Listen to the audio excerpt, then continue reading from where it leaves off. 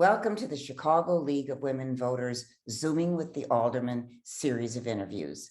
My name is Judy Schindler. Founded 101 years ago right here in Chicago, the League is a nonpartisan political organization which encourages the informed and active participation of citizens in government. We also work to increase understanding of major public policy issues and to influence public policy through education and advocacy. The Chicago League is one of hundreds of local leagues all across the country. These interviews with the aldermen are part of our efforts to educate the public about the elected officials who set the policies and ordinances that govern us here in Chicago. Today, our guest is Alderman Anthony Beale of the 9th Ward. Welcome, Alderman Beale. Thank you. Wonderful to be here, and thanks for having me. Thank you. We appreciate your taking the time to be with us. Please note that this Zoom session is being recorded and will be available for viewing after today on the League website. We'll be sending Alderman Beale and everyone who registered for this program a link to the video when it becomes available. Also, you should know that we have provided the alderman a copy of the questions I'll be asking ahead of time. Before starting on those questions, we want to show you a map of all 50 wards.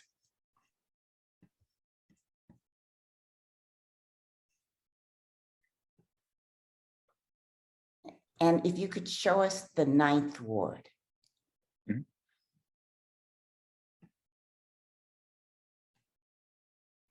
Now let's look at a map of the ward itself. Okay, please describe the ward, Alderman. Where is it? What are the main boundaries? Well, the main boundaries are 87th Street to the north and 138th Street to the south. You have the Bishop Ford Expressway to the east, and when you look over to the west, you also have State Street from 103rd to 119th, and then you kind of go over a little bit west between 99th and 103rd over to about Union or Low, and then you go over as well as over to Union and Low around 119th over to about 127th Street. And so there are several communities within the 9th Ward. You have the Burnside community, you have Roseland Heights, you have Rosemore, you have Roseland, you have West Pullman, you have Pullman, and also you have the township of Riverdale. And a lot of people don't realize that when you get to 130th going south, it's a 60827 zip code that a lot of times the city doesn't even recognize, because that community wanted their mail coming out of Riverdale because they were having problems getting their mail. So they have a Riverdale zip code, which is 60827. And so, so it's a very diverse community, about 60,000 residents, and I've represented them, since 1999. And is the makeup of the ward primarily residential, commercial, industrial? Well, it's a combination. Of course, it's predominantly residential, but I do have an industrial area, and we have a new business area. You have the old business district along Michigan Avenue from 111 to about 115, which is the old Michigan Avenue. But we have a brand new industrial development where we have the Walmart off the Bishop Ford Expressway in the Pullman area, where you have the Walmart, the Ross, the Planet Fitness, and then the Pullman Community Center as well. But then you also have several businesses that have located there within the last few years, such as Amazon, Whole Food Distribution Center, Gotham Greens. We have 2 Gotham Greens. We have the first and second world's largest indoor greenhouses here in the 9th Ward with Gotham Greens. And then we also have Method, which is a soap manufacturing company that was bought out by S.C. Johnson. And S.C. Johnson has bought an industrial facility as well. And so, a lot of people don't realize S.C. Johnson is one of the largest corporations in the world. Their headquarters is out of Racine, Wisconsin, but for them, to be right here in our community as well. And then we have, of course, Whole Food Distribution Center that we were able to attract from Indiana a couple of years ago, and to actually get a industrial company from Indiana right here in the 9th Ward in the city of Chicago was a huge lift. But all in all, we've created about 1,700 jobs, and what you're looking at is over $1 billion of public-private investment as well. Wow, really is a diverse ward. And how does that change under the new map? Is there much change Well, there? it's going to change drastically. The All Gardens community, which has been in the Ninth Ward for probably 40 years, is being taken away, and they're going to be represented by the 10th Ward. And then there's another public housing facility that the Ninth Ward is going to be encompassing as well. And so it's changing drastically. The area from 87th to 95th Street is going to be going into the 6th and the 8th Ward as well. And we're going to go further west. So it's, I'm used to challenges. So, those new areas, I'm going to go in and attack them just like I did 10 years ago, when we had challenges in the areas that I was able to acquire from the last remap. And what are the key issues facing the people of your ward now? Well, it's the same three. You're looking at crime, jobs and opportunity, and education. Those are always your top three that you want to attack. Crime is really plaguing this city. And, I have a wonderful program that I've been trying to launch for the last 4 years, which is a cop house that's being funded by an organization, actually SC Johnson. SC Johnson deposited over $250,000 a few years ago for us to do a pilot program called a cop house. Now they have 6 of those cop houses in Racine, Wisconsin. And when you look at those cop houses in Racine, Wisconsin, they have had a 66% reduction in crime since the inception of those cop houses, 20, 30 years ago. Can And you so when explain what a cop house is? Well, basically a cop house is it's a house that we take in the community and we turn it into basically a CAPS house where the police would interact with the community. And it's a way to really bridge the gap between the residents and the community. And so it's a pilot program that I've been trying to get going, but it's been a challenge, working with this administration to get it done. What specifically is the obstacle? Well, you have to ask the superintendent and the mayor on why they continue to block a wonderful idea that doesn't cost taxpayers any money. And again, it's a crime fighting tool that Racine, Wisconsin, it works, and they want to bring it here to the city of Chicago. And it's very disheartening for a corporation that large to want to do wonderful things in the community, and they're being blocked and stonewalled. So, and again, it's every house, because I envision having several of these cop houses throughout the South and West Side where we have the most problems in our community. If you put a cop house every 4 blocks in those areas, and you have the residents going in and out of them, you have kids going in and out of them, you have the police going in and out of them, and you're bridging that gap. And the house can be anything you want. If you look at some of the houses that are done in Racine, Wisconsin, each house has a different theme to it because every community is different. Some have a daycare, some have tutoring, you name it, some computer training. It can be whatever you want it to be. And to have I want to come back to this issue because I'd like when we get further into the interview, we can talk about ways that maybe the league can provide you some support on that issue. Absolutely. So you say you've been on the city council 10 years now. So no, I wish. It's been 23 years. It'll be 24 at the end of this term. Oh, and why did you decide to originally run? Well, I'm still in the same house I was born and raised in, and I'm raising my family in the same house that I was born and raised in. And when I started my family, my kids were young, I just decided to get involved in the community. And that was my full goal, not to run for alderman, but just to get involved and be, somebody who is trying to make a difference in the community. And so I got very involved in my church with Reverend Meeks in the Salem Baptist Church. I got really involved. And as I got involved, you really saw that, if you don't have an effective alderman, how that can hurt your community. And so it really enlightened me to understand that it's important to have quality elected officials that are doing the right thing by the community. And so that's why I decided to run. I said, well, I can't, my community is in dire need of some leadership. And, I stepped up to the plate and, my first time running, I won. We were in a runoff, of course, but out of that runoff, I was successful. And here we are 23 years later. And, the community sees that we have brought jobs and opportunity to the community. We've brought a water park. We have 2 blue ribbon schools in the community, Gwendolyn Brooks and Poe Classic. And so we really are, one thing that I pride myself on is knowing where the money is. And in government, you have to know where the monies are, whether it be the state, the county, the city, on the federal level, and see how you can leverage bringing those dollars into your community. Now, I'm not one to fund a lot of programs. I believe in funding brick and mortar. That way people can see it, feel it, touch it. And then once you build it, then you can get the operating money to operate it. But a lot of times in government, we want to throw money at programs.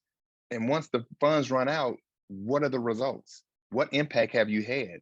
But if you build something, like, I was able to raise $20 million for the Pullman Community Center, and $20 million for one of the largest community centers in the state of Illinois at no cost to the taxpayers.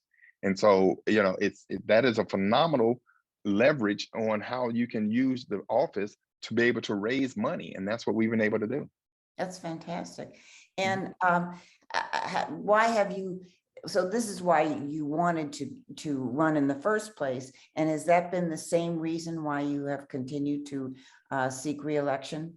Absolutely, because there's still work to be done. My last term, this one and the one before, I was able to make sure that we got the national monument, working with President Obama at the time. We have the second national monument in the state of Illinois. And the only other national monument is, of course, Lincoln's house down there in downstate.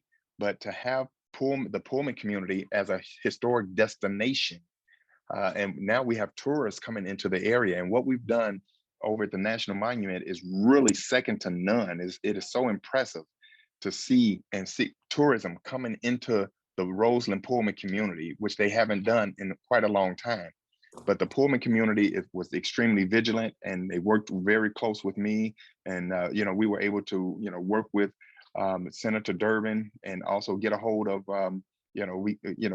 President at the time, Barack Obama. He told us, he said, "Look, I have no problem signing this into law under the executive order." He said, "But the community has to have input. The community has to show me that they want this." And that was our job. And so we came back from Washington with marching orders to galvanize and organize the community. And we did that. And, a few years later, he signed the National Monument into law. And we're really excited about the tourism that's coming into the area. And since then, we have a Culver's that's coming in. So now I have restaurants coming in. I have a hotel chain that we're going to be breaking ground on this fall or early spring, a 100-room hotel on the south side of Chicago in the Roseland Pullman community. It's, the things that are happening. That's why I continue to run, because I still have the fire in my belly, because I love my community. And when I see results, then that just keeps me going at the end of the day, because it's a challenging job, but as long as you see results, positive results, that keeps you going. And when I stop seeing those results, that's when it's going to be time for me to hang it up. So I'm assuming you don't have other employment, is that right? I do not. There's no way I can be as effective as I am and have other employment here in the Ninth Ward. You serve on a lot of different committees. Could you tell us about one that and some of the matters that come up before that committee? Well, the biggest one that impacts everyone is, of course, the zoning committee. The zoning committee, most developments need zoning changes here in the city of Chicago, and you get an opportunity to see a lot of development in different communities, and see how you can kind of use some of those ideas to bring back to your community. And so when you look at the larger committees, not only do you serve on those committees, but you need to learn from those committees and see what other aldermen are doing. And that's what I did as a young alderman. My first 2 terms, all I did was put my head down. I learned and I observed to see how I can make a difference in my community. And now that I have learned the template to see how I can maneuver government to help my community, it's really impressive to see things materialize. Very interesting. What, if any, changes you'd like to see made in the operation of the council itself?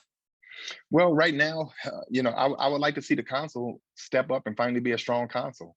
When you look at, a lot of items that are coming through, and the rubber stamp that they say is on the city council, it's prevalent now more than ever. There are a lot of changes that we need to make in this city. And we need the council to stand up and be a strong council like it's constituted to be. And so when you see things that are happening that the council needs to be stepping up and making a difference, you see, whoever the committee chairs there squashing key issues. Prime example, today, I had a big hearing that I've been fighting for over a year, and that's the speed light camera ordinance. I've been fighting that for a year, but yet the administration, under the leadership of Wagasback and the finance committee, is squashing, even letting people's voices be heard. They won't even let it come for a vote for people to understand. We have generated over $90 million since the administration changed the speed light camera from 11 miles an hour to 6. That is generating so much money off people who can't afford to pay these tickets. And they claim it's about revenue. It's not about they claim it's about public safety, and it's not. It's all about revenue. Anytime you change the speed camera ticket from 11 to 35, 11 miles an hour to 6, and change the amount of the ticket to 35, and the tickets over triple in 1 year and generate $90 million, that's not about public safety. That's all about generating revenue off the backs of people who can least afford it. And I've been fighting that for over a year, but I can't even get a fair hearing in this city. So that's some of the changes I would like to see, whether the administration agrees with you or not. Let it come before the body. Let us have a true hearing and let us vote it up or down. Same way with my cop house that I alluded to. I tried working with the administration on the cop house without going through the legislative process. Well, unfortunately, the mayor wouldn't do it and the superintendent wouldn't do it at no cost to the taxpayers. And it's a crime fighting tool that worked. We have the data that shows that it works. It passed city council 48 to nothing, 48. But I had to take it before the city council to get the superintendent to do it because he was told to not do it, even though it's a great idea. And it didn't cost the taxpayers anything. And it was a pilot program.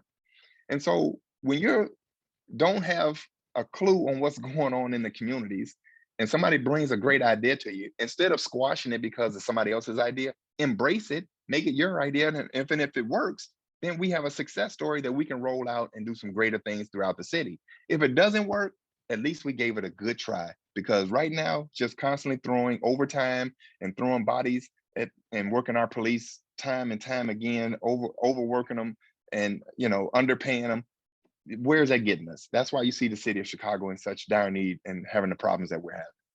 I have to agree. Are there any other actions you think the city should take to reduce gun violence? Absolutely. Well, when you look at the Pullman Community Center, the fact that we built this at no cost to taxpayers. Well, if we did this in other communities throughout the city, because growing up, we used to have field houses. School got out, we used to go to the field house. Well, they closed all the field houses. They closed the schools. Where do our kids go? What are they doing? Where are they going after school? We don't have options for them. That's where we need to be reinvesting and double down on our youth by giving them something to do, giving them an alternative after school and over the summer. I mean, you see it right now. Wherever it's been 90 plus degrees the last 2 days, but yet our kids can't even go to the local pool. The pool that I have on 111th Street doesn't even have water in it yet. And so, they don't have lifeguards, isn't it? They don't have the lifeguards. And so, we know it gets hot every year. So why were we not planning for lifeguards? And so I was told just yesterday, if you don't have water in your pool by now, the likelihood of that pool opening up are slim to none, because it takes about 3 to 4 weeks after you fill it with water to get the chlorine right, to get all the chemicals right for people to be able to swim in it. But the fact that we don't have the lifeguards, the fact that, we don't have water in the pool, so what are our kids supposed to do? You're telling them we can't go downtown. You're changing the curfew. Our kids can't go downtown. So what are they supposed to do on these hot summer days? It's just they're going to be popping fire hydrants. Fire hydrants are going to be getting popped all over the city. And then that's going to be a bigger problem because if we have a fire, you won't have water pressure. Yeah, very good point. I'm going to change the subject now a little bit. League members have observed that the committees and then the council regularly pass agenda items for which the actual contents is not available to the public for review until days after the meeting. And this is because of provision, one of the provisions in Rule 41 that allows the mayor and other city departments to present direct introduction of items to the committee. So there's no assigned number, and the text is not posted on Legistar. Would you support requiring that any such introduction items and their text be made available with an assigned item number to the and be made available to the public no later than 2 business days prior to the meeting? I would say it should be 5 business days prior to the meeting. It shouldn't just be 2. Give people more opportunities because, you know, we have a history in this city of sending, you know, things out at 4:59 to be heard at 9 o'clock or 10 o'clock the next morning. And so, you know, there are a lot of things that need to change. And, you know, I mean, I've tried to use Rule 41 several times to discharge things from committees. That's what I had to do with my cop house. And that's what I'm doing right now with the red light speed camera, you know, because I can't get a hearing. And so I'm using parliamentary procedures to try to discharge it from committee. But yet my items have numbers assigned to them. And so, you know, I don't like direct to committee. However, you know, sometimes there are some emergency purposes where you do need to do direct to committee, but it should be public and it should be documented and it should be put out on the website. And, you know, I mean, you know, this administration said they were supposed to be the most transparent, you know, administration of all times. And that's the least of what we see right now. Here's another issue that the league is involved with, and that's ranked choice voting. Currently, when one candidate for mayor or alderman does not receive at least 50% plus 1 in the federal election, you said that was your case in the first time you run, that the first top 2 vote getters on the ballot have to go do a runoff election in April. So what's your what's your view about using ranked choice voting in February to determine the winner in lieu of a runoff? Right. Well, I can say for, you know, selfish reasons, the way the system is set up now, I did not receive the majority of the vote when I ran in 1999. I was in second place. And so I got 26% and the incumbent had 36%. And so we both went into a runoff. And once that runoff happened, the incumbent did not receive, you know, I think they received less votes than they did the first time, but I was able to garner the lion's share to be successful in the runoff. And so, you know, I do believe that, you know, the way the system is set up now, that, you know, it works, because if you don't get 50 plus 1, that's a clear message to an incumbent that, you know, 50% of the people don't agree with you. So you're doing something wrong. And so when you're put into that runoff, a lot of times it's an eye opener that you need to really start doing a better job, because the people are really not behind you. But if you do get that 50 plus 1 and 60 and 70%, you know, I believe that, you know, the people are sending a clear message that they appreciate the job that you're doing. And so, you know, I mean, I don't have a problem with, you know, the way it is now. I haven't really studied the ranked choicing, but, you know, I mean, I will be open to looking at it. But at the same time, you know, I don't see anything wrong with the top 2 candidates going into a runoff election. Okay, thank you. So now let's go back to the cop houses. If the league wanted to support cop houses or one of your other initiatives, what would you recommend the steps that we should take? Well, right now, the superintendent is still, even though I passed an order, which probably I have never seen an order passed in the city council in my 23 years. You know, because you have resolutions and you have ordinances, but I passed an order and it passed 48-0. And that ordered the superintendent to make sure this cop house gets going and the city supports it and does everything that they're supposed to do. Well, that order passed over a year ago, and I'm no closer to getting this cop house, and I still have that 250,000 sitting in an account that we can't move on because the superintendent refuses to put the resources behind it in order to make it happen. Now, I will tell you, Tom Dart, he's putting his resources in it because he loved the idea. I'm trying to bring all these resources together to help communities that are struggling. And if it works, it's great. If it doesn't, let's try something else. But don't squash somebody's idea because it wasn't your own. And so it really troubles me, and it really pains me to, have the resources sitting there and can't do anything about it because the superintendent is being told not to do something. Do you think it would help if members of the league were to call or write their own alderman, or to send comments to the mayor? What would you think we could do? Well, yes. Well, but the thing is, the aldermen support it. I spoke to all the aldermen, and for it to pass 48 to nothing, that means the city council supports this. Okay. So the aldermen are not our problem. It's the person who has the resources and that can, help me bring this to light. That's the superintendent of police under the direction of the mayor. So yes, if you all wanted to be helpful, which I really wish you could be, call the superintendent and tell them, why are you not moving on this cop house? Why are we still being stonewalled? Because right now, I think we need public safety in this city. I think we need some help in this city. So why not get behind this idea? Well, thank you. So finally, Alderman Beale, what are several things you'd like to still get done during the remainder of your term, which ends in 2023? Well, the remainder of the term, I want to get this hotel chain in the ground. So we're trying to get that done. As well as, of course, I would like to see my police put back into my area. So because, and I'm gonna give you another staggering statistic.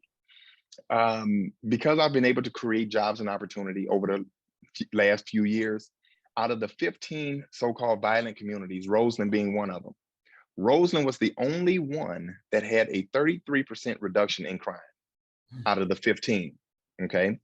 Now, out of those 15, we're the only one that have a reduction in crime. So we were doing something right out here. When the new superintendent came in and took all our resources, didn't even call and say, hey, Bill, what's going on out there that's working? That's, there's something unique going on out in your community. Why is your community the only one that's down in crime? I could have showed them and told them what was working. My commander could have told them. But instead, when Superintendent Brown came in and took all the resources out of the community, now my crime is starting to escalate back up because they totally dismantled everything that we were doing. And so, and I'm not just telling you these things I can prove and give you documentation that we had a really good program going, and we were working with CRED, with Arnie Duncan. He came up, he's spending over $10 million a year in my community, with working with the police, with the jobs we were creating, with the community center and the partnerships that we have. All these things were working, but now everything has been dismantled. The whole puzzle has just been totally torn apart, and now crime is escalating back up because of everything that happened. All the resources are being pulled downtown. Very frustrating. Well, we want to certainly thank you so much, Alderman Beale, for being with us today. As a reminder to everyone watching, a link to this program will be found on the Chicago League's website, and everyone who registered for today's program will receive an email with the link, along with an invitation to join the league and to sign up for notices of future programs. Next week, we have an interview with Alderman Anthony Napolitano of the 41st Ward, and that's going to premiere at 6 p.m. on Thursday, July 7. We hope you'll register to join us for our Zooming with the Alderman program at that time. So thank you so much. This has been very enlightening. Thank you.